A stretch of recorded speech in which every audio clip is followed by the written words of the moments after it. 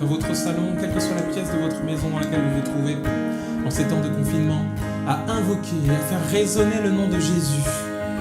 Que le nom de Jésus puisse retentir de milliers, de millions de foyers. On va le proclamer ce soir ensemble. Que ton nom résonne. Que ton nom résonne en ce lieu. Que ton nom résonne en ce lieu. Et que ton nom résonne en ce lieu.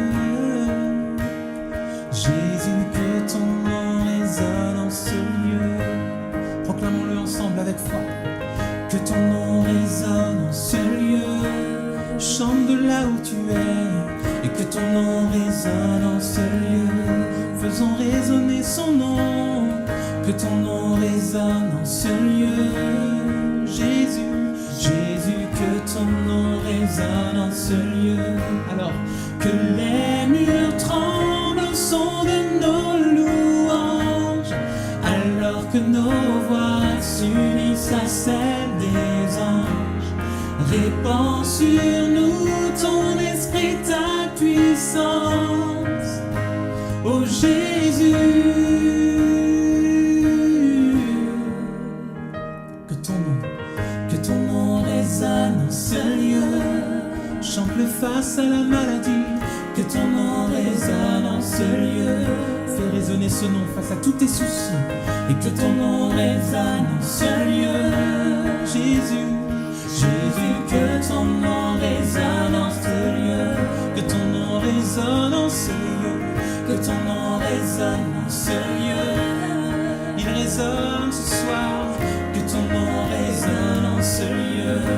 De milliers de foyers, faisons-le résonner. Que ton nom résonne en ce lieu. Jésus, Jésus, Jésus, que ton nom résonne en ce lieu. Que les murs tremblent au son de nos louanges. Alors que nos voix s'unissent à celles des anges.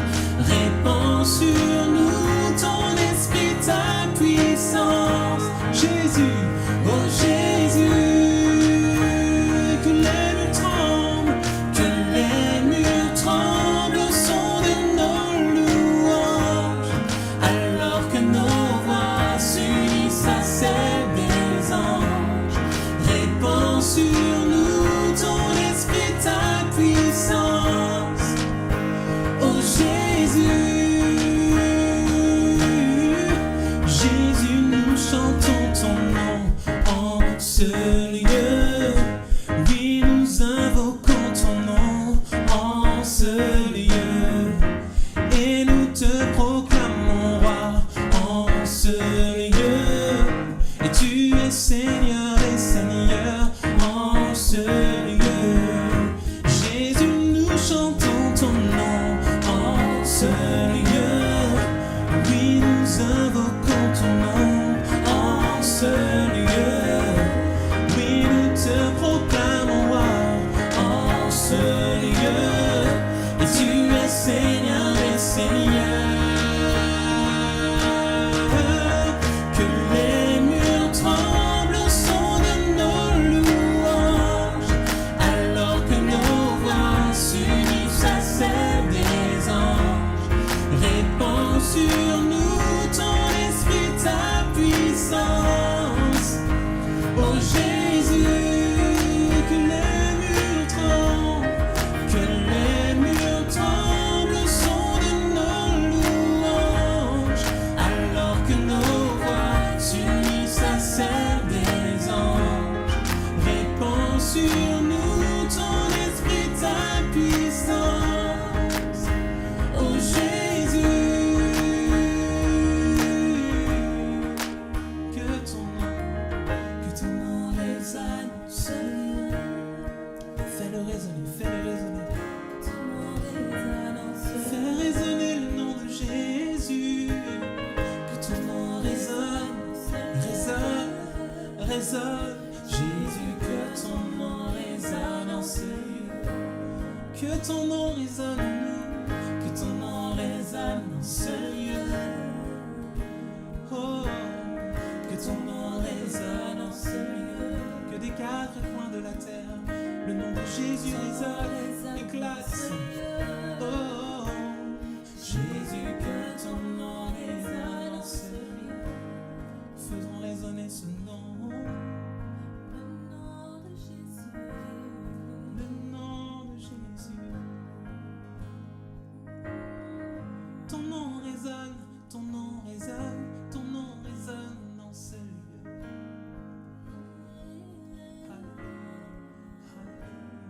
Jusqu'au rang le plus haut, Dieu l'a élevé au-dessus de tout nom et de toute puissance.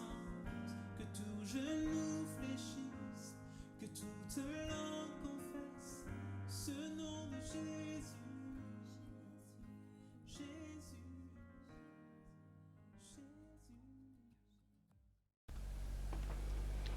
Bonjour et bonsoir pour cette nouvelle étude biblique sur le royaume de Dieu ou sur les paraboles, puisque les paraboles nous parlent du royaume de Dieu. Je voudrais vous encourager, en tout cas, à continuer à lire ces paraboles, à essayer de les comprendre, à ouvrir la parole de Dieu, même en ce temps de vacances. Vacances, c'est souvent synonyme avec vide, c'est-à-dire la vacance, c'est quelque chose qui est repos, on ne fait plus grand-chose, mais au moins que vous n'oubliez pas que l'essentiel, c'est quand même d'ouvrir la parole de Dieu et de s'y plonger pour y trouver l'enseignement nécessaire pour chaque jour. Le royaume de Dieu, j'aimerais juste encore rappeler quelques petites notions à propos de ce royaume de Dieu. Nous venons de voir une série d'études sur les paraboles qui nous a parlé de à quoi ressemblait la valeur du royaume de Dieu. Il faut travailler dans le royaume de Dieu. Toutes ces choses-là sont, dans un premier temps, les qualités de ce royaume de Dieu. Mais il y a quelque chose de particulier dans ce royaume de Dieu, s'il est dans le déjà pas encore, c'est-à-dire ce qui est déjà maintenant mais qui doit pleinement se réaliser plus tard. Il y a aussi les marques du royaume de Dieu et en particulier la manière dont nous devons vivre, nous, une fois que nous faisons partie de ce royaume. Qui fait partie de ce royaume? Nous allons le voir pendant quelques études sur les paraboles. En tout cas, ce sont ceux qui ont accepté le message de Jésus-Christ et qui désirent vraiment le suivre. Ceux qui ont accepté en particulier l'œuvre de la croix, c'est-à-dire le sacrifice de Jésus pour que nous puissions être pardonnés du Père. Et ce sera la première étude aujourd'hui sur la question du pardon.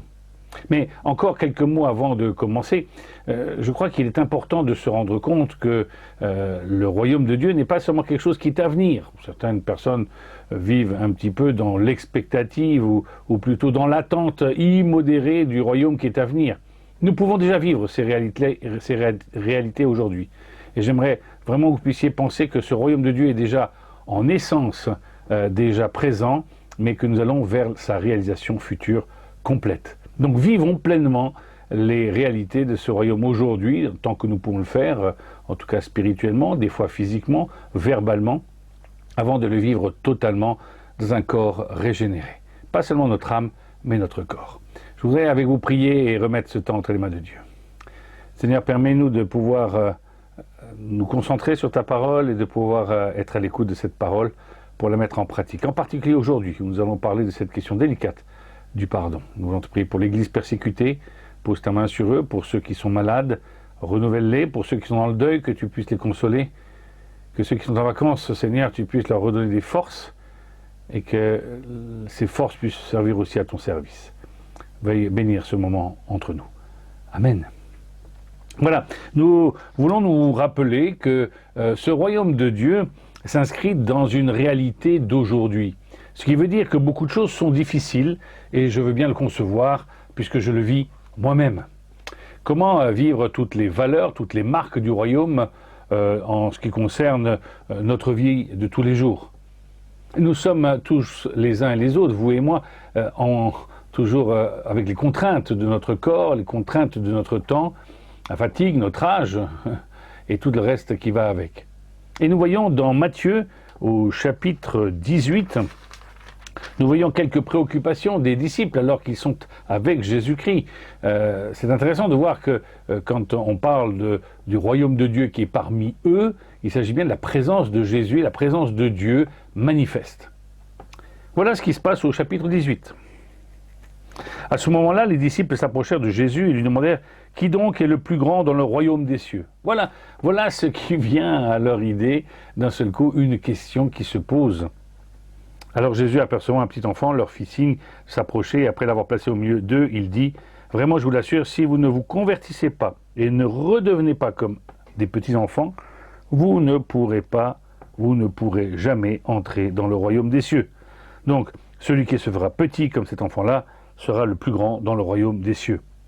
Interpellation particulière par rapport à une préoccupation de tous les jours. C'est vrai, quelle place allons-nous occuper? Toutes ces choses qui sont à venir, mais qui sont peu importantes, et surtout peu importantes au regard de la façon dont nous devons vivre aujourd'hui ce royaume. Il ne s'agit pas de savoir où nous serons demain, car nous savons que nous serons dans ce royaume, mais qu'est-ce que nous faisons aujourd'hui dans ce royaume à venir, le déjà pas encore, que nous vivons les uns et les autres? Quelle est notre place? Une autre question qui se posera un petit peu plus loin, et Jésus devra attirer l'attention sur des disciples à cela, c'est l'intérêt de Dieu pour tous, avec la question des brebis. Faites attention, ne méprisez pas, au verset 10, ne méprisez pas les gens simples, je vous l'assure, leurs anges dans les cieux se tiennent constamment en présence de mon Père céleste. Ce sont précisément ceux qui étaient perdus que le Fils de l'homme est venu sauver. Avec cette parabole très connue, nous y reviendrons, des 99 brebis qui sont à la maison, et une se perd, et Dieu lui-même s'en va quérir cette personne-là. Ne pas oublier, ne pas mépriser, ne pas considérer le groupe au détriment de l'individu qui se perd, la brebis égarée. Le troisième partie, le troisième chapitre qui se trouve dans ce chapitre 18, le troisième sujet abordé, c'est celui du péché. Si tu vois comme un de tes frères commettre un péché, comment dois-tu réagir? Je vous rappelle que nous sommes dans une société juive où la loi avait pris une place particulière. Pas que la loi soit mauvaise, mais en tout cas que la loi était interprétée à l'avantage de certains et au détriment d'autres. En tout cas, il y avait ceux qui étaient les docteurs de la loi, nous allons en rencontrer un dans quelques instants, et il y avait les autres qui devaient se plier à cette interprétation de la loi. Et Jésus leur répond très particulièrement en disant que celui qui a péché doit être repris. Il ne doit pas être rejeté, mais doit être repris, entouré, conseillé, encouragé à revenir de ses mauvaises voies, et non pas banni ou isolé. Vraiment, je vous l'assure, tout ce que vous aurez défendu ou permis sur la terre sera sanctionné par l'autorité divine, etc. C'est le texte à partir du verset 15. Nous arrivons enfin à une question particulière qui nous est posée à partir du verset 21. La question du pardon. Lisons ce texte et puis revenons dessus. Nous sommes dans Matthieu 18, versets 21 à 35. Alors Pierre s'approcha ou se rapprocha de Jésus et lui demanda, « Seigneur, si mon frère ne cesse de pécher contre moi, combien de fois devrais-je lui pardonner? Irai-je jusqu'à 7 fois? » Non, lui répondit Jésus, « je ne te dis pas d'aller jusqu'à 7 fois, mais jusqu'à 70 fois 7 fois. » À ce sujet, voici comment cela se passe dans le royaume des cieux. Un roi voulait régler ses comptes avec les administrateurs de ses biens. Pour commencer, on lui présenta un débiteur qui lui devait plusieurs milliards de francs. Comme ce fonctionnaire n'avait pas de quoi rembourser ce qu'il devait, le maître donna l'ordre de le vendre comme esclave avec sa femme et ses enfants, et de liquider tous ses biens pour éteindre sa dette. Alors ce dernier se jeta à ses pieds et resta devant le roi prosterné, le front contre terre, en suppliant. « Sois patient envers moi. Accorde-moi un délai, et je te rembourserai tout. » Le souverain prit de pitié pour lui, le renvoya libre, après lui avoir fait cadeau de toute sa dette. Le souverain pris de pitié, l'a donc renvoyé. Et à peine sorti, ce fonctionnaire tombe sur un collègue qui lui doit quelques milliers de francs. Il l'attrape, lui serre la gorge, à l'étrangler. « Paie-moi ce que tu me dois » cria-t-il. Son camarade se jeta à ses pieds et se mit à le supplier. « Sois patient envers moi, » lui dit-il, « accorde-moi un délai, je te rembourserai. » Mais l'autre ne veut rien entendre. Bien plus, il s'en va et le fait jeter en prison en attendant qu'il ait payé tout ce qu'il lui devait. D'autres collègues, témoins de ce qui s'est passé, en sont profondément révoltés et vont rapporter toute l'affaire à leur maître. Alors celui-ci fait convoquer immédiatement le fonctionnaire qui a agi de la sorte. « Espèce de vaurien, lui dit-il, tout ce que tu me devais, je t'en ai fait cadeau, parce que tu m'en as supplié. Ne devais-tu pas toi aussi avoir pitié de ton collègue comme j'ai eu moi-même pitié de toi? Et dans sa colère, son maître le livre au bourreau pour qu'il le mette en prison jusqu'à ce qu'il ait remboursé toute sa dette. Voilà comment mon Père Céleste vous traitera, vous aussi, si chacun de vous ne pardonne pas de tout son cœur à son frère. Jusqu'à combien de fois faut-il pardonner? 70 fois, 7 fois.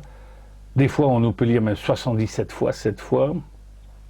Un chiffre énorme qui ne nous permet pas de comptabiliser le nombre de fois que nous avons réellement pardonné.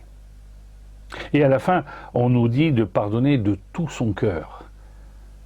Ces deux dimensions ne nous sont pas familières, parce que nous avons une certaine limite à notre patience.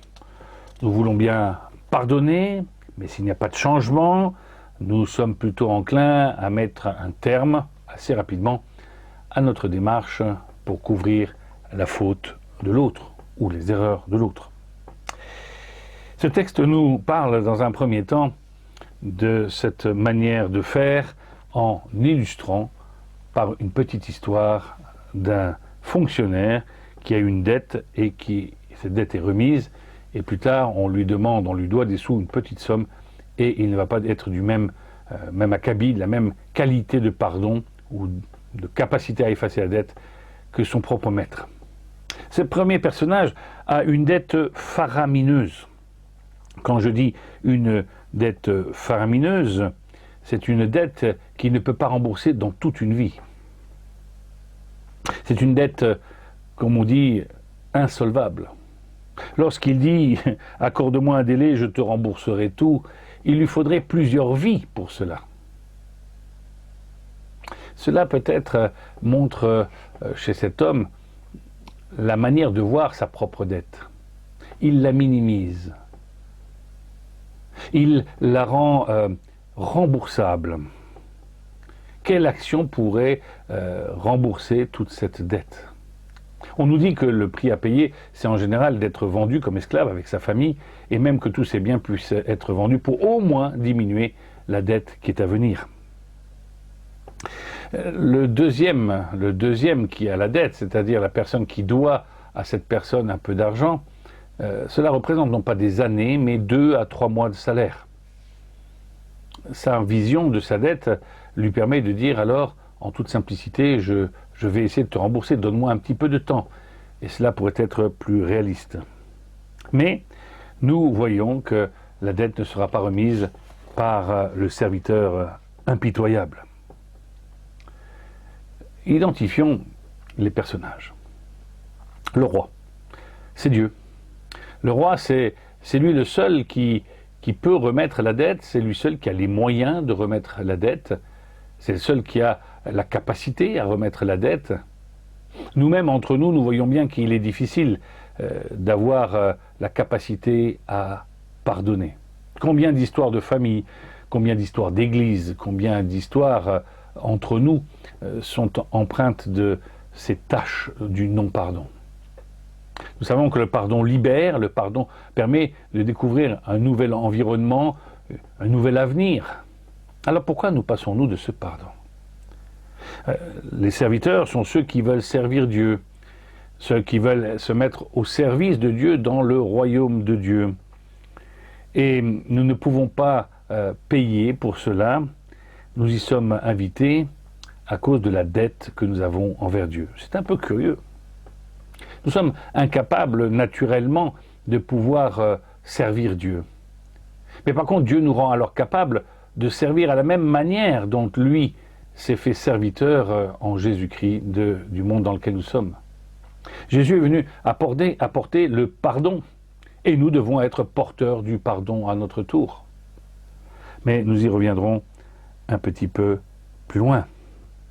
Nous voyons dans ce texte deux phénomènes. Le phénomène de la loi, de ce que l'on doit, de ce qui est écrit. Oui, effectivement, le serviteur doit de l'argent. Mais nous voyons de l'autre côté que les droits de Dieu, il a le droit de réclamer ce qu'on lui doit, sont compensés par une action de grâce. Dieu fait grâce aux serviteurs et il nous demande de faire grâce autour de nous. En tant qu'enfants de Dieu, membres du royaume de Dieu, nous avons toutes ces choses à faire que de témoigner de la grâce de Dieu, du pardon de Dieu, mais aussi non seulement de l'enseigner, mais de le vivre. Et c'est là toute la problématique de chacun de nous. Nous y reviendrons dans l'étude biblique de la semaine prochaine en particulier. Mais pour l'instant, nous sommes là avec cette question de dette. Le pardon est quelque chose de dur à accorder. Nous aurions tendance, nous, à le négocier. Cela a un prix. Je veux bien te pardonner à un certain montant, c'est-à-dire que si je te pardonne, alors je pose mes conditions. Alors je modifie ta liberté à toi, ton comportement à toi doit s'adapter à celui que je veux. Je suis le maître du jeu. Oui, le texte nous montre que nous avons affaire en Dieu à toute une autre démarche par rapport à la dette, par rapport au péché, par rapport au mal qui peut vivre en nous et qui est en relation avec lui, mais aussi en relation avec notre prochain, comme en témoigne cette petite histoire. Notre dette envers Dieu, elle est infinie. Elle est énorme. Toute une vie ne suffirait pas. Et parce que toute une vie ne suffit pas, ce pardon a été réalisé par l'amour de Dieu, en Jésus-Christ, en sacrifice du Fils à la croix. Pour que je puisse vivre le pardon, je dois comprendre que ma dette est annulée, que je peux revivre, renaître à une nouvelle vie. Vous pouvez toujours aller voir votre banquier lorsque vous avez une dette, et il vous dira paye d'abord, après on voit. Dieu il dit je paye d'abord et après tu peux voir. Mais pour pouvoir comprendre l'immensité de la grâce de Dieu, du cadeau que Dieu nous fait en nous pardonnant, il faut prendre conscience de toutes les dimensions de mon péché. Oui, savoir que le fossé qui est entre moi et Dieu est énorme, me permet alors de comprendre le prix de la croix. Pourquoi il a fallu la mort de Jésus-Christ à la croix. Je vais d'ailleurs faire une petite parenthèse. Le sacrifice, ce n'était pas un acte barbare, c'était un don. C'était une manière pour Dieu de dire « je ne veux pas ta vie, mais je veux la vie d'un animal, il faut que ça te coûte quelque chose. » Mais par amour pour l'humanité, je ne veux pas que l'humanité fasse des sacrifices humains. Je veux qu'ils comprennent le prix que cela a d'être pardonné par Dieu, en ce que le sacrifice devait être fait à partir d'un animal, suivant ses moyens, ou d'autres choses, de choses qui ont de la valeur, pas de quelque chose de vil, de quelque chose qui coûte. D'ailleurs, nous le voyons dans nos relations les uns avec les autres, lorsque nous devons nous pardonner, nous nous rendons compte que la difficulté, c'est parce que cela nous coûte. De devoir, quelque part, quand nous devons demander pardon, c'est nous humilier quelque part, reconnaître notre faute. Et de l'autre côté, lorsque nous devons accorder le pardon, nous devons renoncer à des droits. Ainsi, nous ne pouvons pas dire que, en l'occurrence, le pardon, c'est une loi, c'est une grâce. Dans les questions qui avaient été posées à plusieurs reprises, je vous rappelle l'arrière-plan juif de nos disciples, on se pose plusieurs fois la question sur la loi, ce que dit la loi, qui est le plus grand, il y a une règle. Est-ce que c'est le plus ancien, le premier choisi, le plus âgé, le plus sage, celui qui est le plus près de Jésus? Ces questions sont terriblement humaines, pour juste diviser les hommes. Je reviens. Notre dette envers Dieu nécessite une énorme somme de sacrifices. Dieu, pour nous éviter perte de temps inutile, lorsque nous chercherions à plaire à Dieu, pour amadouer le cœur de Dieu, lui-même prend les devants et résout la dette du premier serviteur. Il y a une marque dans notre texte, il est dit « il fut ému de compassion ». Il eut pitié de la personne qui le venait. Et la question est, il le renvoya libre. Oui, le pardon libère et Dieu ne veut pas faire de nous des esclaves automatiques. Il veut de nous encore toujours cette maturité dans notre intelligence de rechercher après quelle est sa volonté. C'est ce que nous disons toujours et je le répète régulièrement dans notre Père, que ta volonté soit faite sur la terre comme au ciel. Il y a toute une recherche dans ma place dans ce royaume de Dieu pour réaliser la volonté de Dieu. Cette volonté de Dieu qui est une volonté souveraine, Dieu veut que tous les hommes soient sauvés et nous devons participer à ce programme. Aucun effort de ma part n'est nécessaire pour être pardonné. C'est le sacrifice de Dieu, le sacrifice du roi qui me l'offre. Lui seul peut effacer cette dette. Ce qui veut dire que tous les efforts que je vais fournir après ne servent pas à compenser ou à offrir quelque chose à Dieu en compensation du pardon, puisque c'est une grâce, mais plutôt mes œuvres, tout ce que je pourrais faire après, seront une construction pour rajouter quelque chose et participer à l'œuvre du royaume de Dieu. La dette est payée. Nous passons à autre chose. Il est difficile de comprendre cela. Quand vous discutez avec certaines personnes, on va vous dire « Oh, mais c'est trop facile, l'évangile.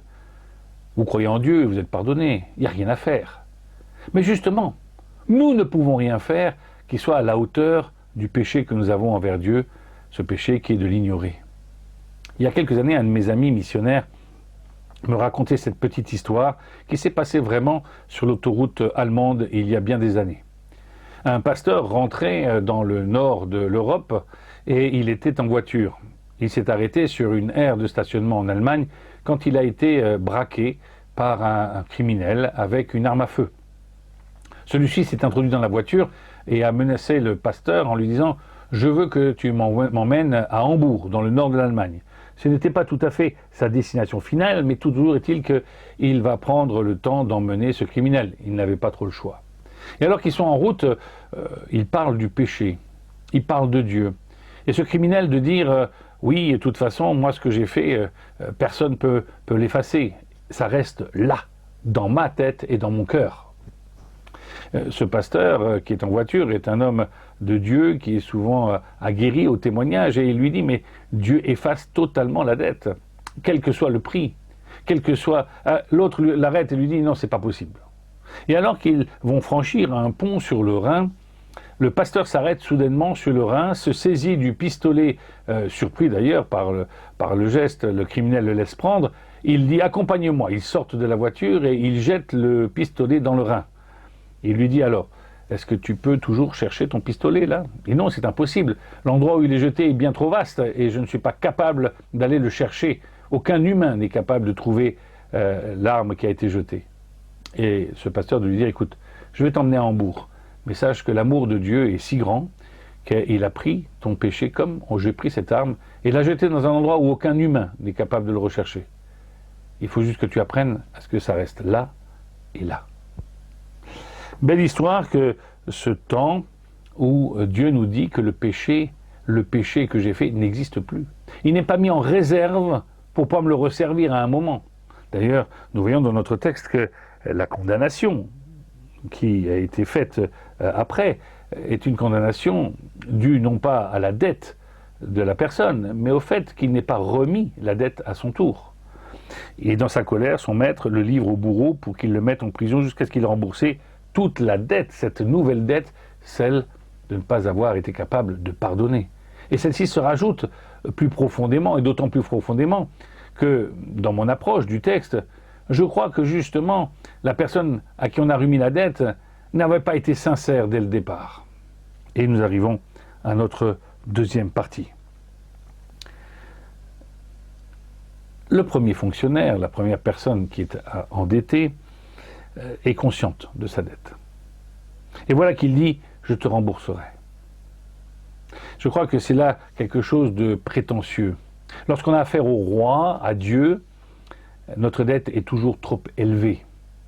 Notre dette aux uns et aux autres peut être longue, il faut des fois une vie, mais cela peut être remboursé. Mais celle que nous avons envers Dieu, il faut comprendre qu'elle est disproportionnée par rapport à ce que nous pourrions donner à Dieu. Il n'a pas été sincère. Et c'est parce qu'il n'a pas été réaliste, qu'il n'est pas venu devant Dieu en disant « je ne peux rien faire, fais de moi ce que tu veux », qu'il avait signifié ainsi sa mécompréhension de la remise de la dette. La remise que Dieu veut nous faire, la dette qu'il veut nous remettre, n'est peut-être valable que si je remets vraiment mon sort entre les mains de Dieu. Ce premier serviteur, visiblement, ne l'a pas fait. Il l'a gardé pour lui. Ainsi, je mets l'accent maintenant sur le fait que le pardon ce n'est pas simplement un principe, il faut le comprendre. Non pas pour les autres ou d'une manière générale, il faut devenir pratiquant. Et oui, on me dit souvent, es-tu chrétien pratiquant ou pas? Je ne peux pas être chrétien sans être pratiquant. J'ai tout le temps besoin du pardon, et j'ai tout le temps conscience du pardon de Dieu et de sa présence à mes côtés. Il me faut pour cela bien réaliser que mon péché est au fur et à mesure de mes journées éliminé, effacé par Dieu. Je pense à cette prière, Seigneur, pardonne-moi mes péchés que je connais et ceux que je ne connais pas. Heureusement que la grâce de Dieu est opérante. Ainsi, l'action qui a été faite sur cette personne-là est une action continue. Le roi sait très bien que la plupart de nos dettes, que nous avons envers lui en tout cas, ne sont pas remboursables. Alors, sa grâce se renouvelle tous les jours. Ses bénédictions viennent alimenter nos vies. La deuxième chose, et cela vient dans la suite du texte, c'est que logiquement, la compréhension du pardon doit me conduire à moi-même devenir un témoin du pardon. Tu aimeras ton prochain comme toi-même? Oui, parce que tu auras compris cet amour pour toi-même. Son amour pour moi-même, ce n'est pas de l'égocentrisme, c'est parce que je sais que Dieu m'aime que j'apprends à m'aimer moi-même. Ainsi, parce que Dieu m'a pardonné, à mon tour, je dois pardonner. Et c'est encore dans notre Père. Pardonne-nous nos offenses, comme nous pardonnons aussi à ceux qui nous ont pardonnés. À ceux qui nous ont offensés. Pardon. Je crois que c'est vraiment important de saisir cela. La grâce opérante de Dieu ne peut l'être que si moi-même je suis opérant de cette grâce. Je dois recevoir cette grâce, ce pardon de Dieu, pour pouvoir être porteur de ce pardon à mon tour. Les pharisiens sont des gens que nous dénonçons en lisant la Bible. Et ces pharisiens, ce sont des gens qui prennent la loi, qui la connaissent, qui savent l'enseigner, mais qui ne l'ont pas pour eux-mêmes. Encore une fois, la semaine prochaine, nous verrons la suite de ce thème avec en particulier un docteur de la loi qui pose une question à Jésus. Oui, nous aurions tendance à rechercher plutôt la vengeance, l'ascendant, le côté dominant de celui qui a devant lui une reconnaissance de dette des autres envers soi-même. Oui, ce serait bien légitime. Et c'est souvent ce que la société fait. Nous sommes prisonniers de nos banques jusqu'à la fin du crédit. Nous sommes prisonniers de ces engagements jusqu'à ce qu'ils soient finalisés. Dieu nous donne toute l'éternité devant nous, libérés de ce poids-là. Nous devons aussi à notre tour devenir des libérateurs, des acteurs d'une grâce opérante. Le premier serviteur est dans une grâce inopérante. Il n'a pas compris la hauteur, la largeur, la profondeur de l'amour de Dieu, parce que remettre une dette, faire grâce, ce n'est pas simplement une action en général. Ce n'est pas un acte de droit. Vous savez qu'aujourd'hui, si quelqu'un est condamné, on peut lui faire grâce. Mais c'est une exception. C'est quelque chose qui est hors cadre de la loi. C'est en particularité le privilège de celui qui gouverne, de celui qui est à la tête d'un gouvernement. Oui, la capacité de pardonner nous vient de Dieu. La grâce nous vient de Dieu. Prenons quelques instants encore cette image que nous avons de Christ à la croix, qu'il dit aux autres, écoutez, Seigneur, pardonne-leur, alors qu'il est à la croix en train de mourir. Nous voulons penser à Jésus et la Samaritaine, dans Jean 4, versets 10 et suivants. Quand il va parler à la Samaritaine, il ne va pas mettre le poids sur le péché, mais bien sûr la grâce, sur le cadeau que Dieu veut faire à cette femme. Des fleuves d'eau vont jaillir. Bien sûr, elle prend conscience alors de son péché et qu'elle ne peut pas se tenir devant Dieu. Nous aussi, nous devrions bien comprendre pour pouvoir nous approcher de Dieu, que sans la grâce, sans le pardon, nous ne pouvons pas le faire. Nous devons ainsi, si nous voulons inviter les autres à s'approcher de Dieu, non pas à faire peur, comme le font certains dans certaines prédications. Non, nous savons déjà que tout le monde va aller en enfer par nature, alors annonçons-leur une bonne nouvelle, le pardon des péchés. Nous ne sommes pas là pour prêcher l'évangile de la peur, mais un évangile de l'amour. Non pas un évangile de l'amour bon marché, mais celui qui a coûté le sacrifice de Jésus à la croix pour mes péchés. Vouloir annoncer un évangile sans parler des péchés, sans parler de ce problème, de ce non-pardon, de cette non-acceptation du pardon de Dieu, c'est un petit peu comme si nous faisions abstraction de la croix. La croix, c'est le symbole même du pardon. Le symbole même de ce qui a été payé pour que je puisse accéder et rentrer dans la présence de Dieu. Sans compréhension de ma dette, je ne peux pas accéder à Dieu. C'est ainsi qu'à la fin, alors qu'il est dénoncé par les autres, dans un jugement final, c'est un symbole du jugement final, dans le royaume de Dieu, ne peuvent pas rentrer ceux qui négligent la question du péché, mais au travers du pardon de Dieu. Ainsi, à la croix, le Père nous pardonne, opère le sacrifice de son Fils pour nous amener à un point important, celui de la repentance. La repentance pour pouvoir recevoir la miséricorde de Dieu. Amener au salut, être amené au salut, c'est être amené sur un nouveau terrain, celui de nouvelles relations les uns avec les autres.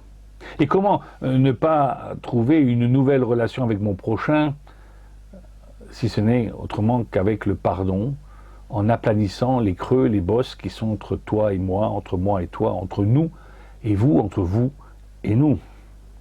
Oui, celui qui croit qu'il n'a pas besoin d'être pardonné ou de pardonner se fait donneur de leçons, mais ne peut pas vivre la leçon pour lui-même. Nous allons en conclure.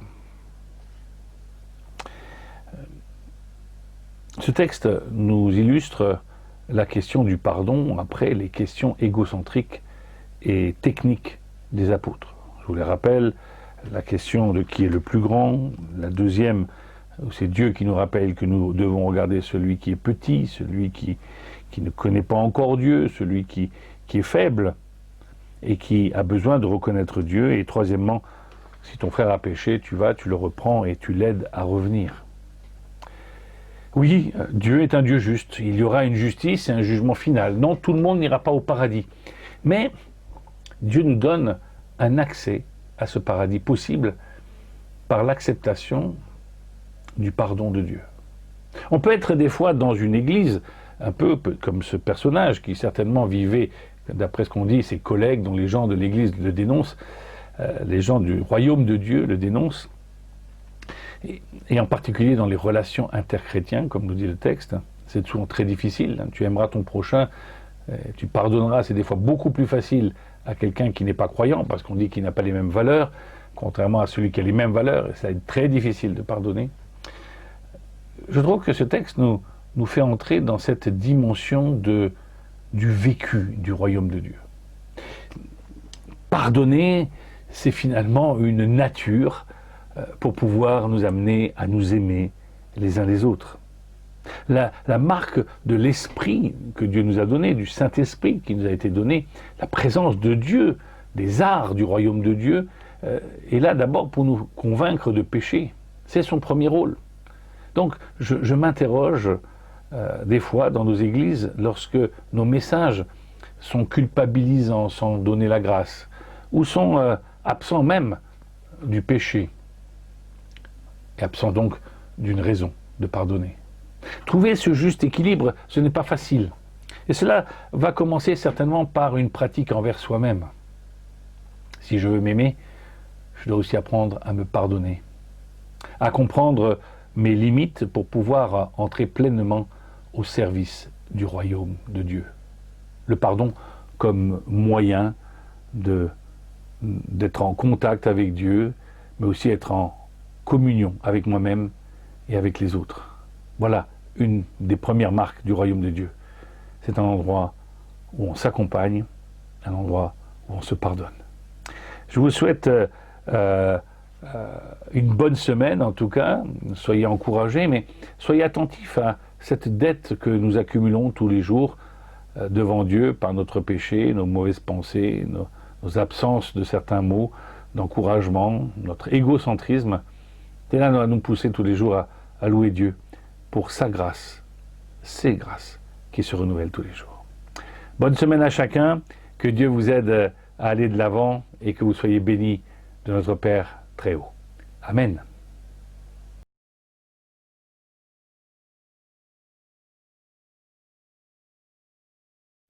Que ta volonté soit faite sur la terre, que ton livre soit dans notre cœur.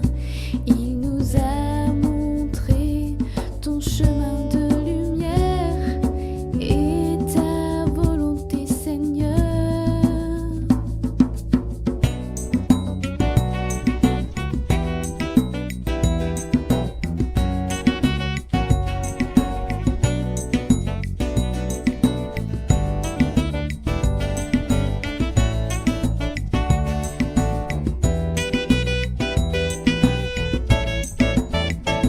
Que ta charité entre nous soit sincère et que nous marchions d'un même pas.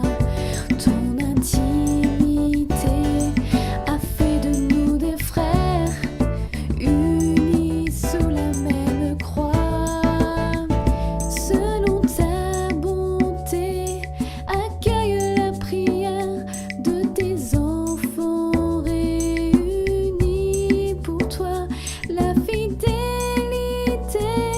du plus aimant des pères est ton don à notre foi.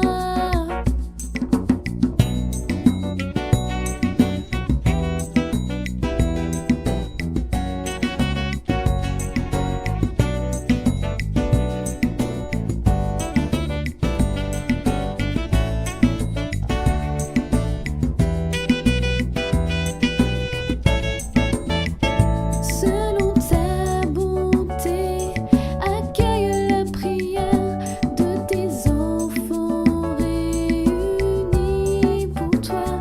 La fidélité du plus aimant des pères est ton don à notre foi.